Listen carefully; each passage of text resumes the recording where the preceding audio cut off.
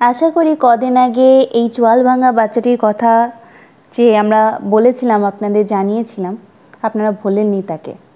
খুবই মিষ্টি একটা বাচ্চা, বড় কুকুরে মারার ফলে তার চোয়াল ভেঙে গিয়েছিল। আমরা ট্রিটমেন্ট করেছিলাম এবং সে অনেক দিন পর্যন্ত নিজের মায়ের থেকে আলাদা হয়ে আমাদের তত্ত্বাবধানেই ছিল। তো ওকে আমরা রিলিজ করলাম আজকে, আর ওকে ভ্যাকসিন করা হলো, পারভোডিস টেম্পারের ভ্যাকসিনটা করা হলো।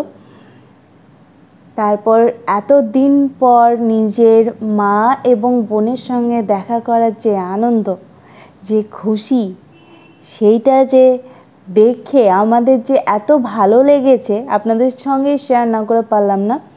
ও নিজের সুস্থ স্বাভাবিক জীবনে ফিরে গেল, নিজের মায়ের কাছে ফিরে গেল।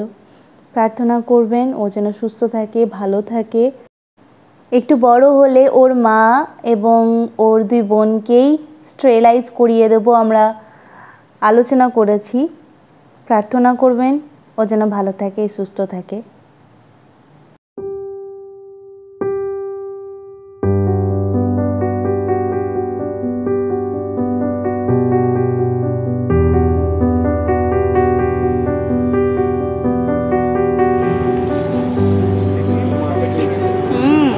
অনেকবার মাকে পেয়ে এত খুশি,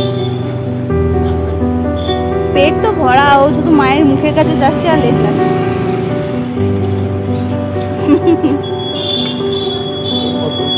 হ্যাঁ, অনেকদিন পর।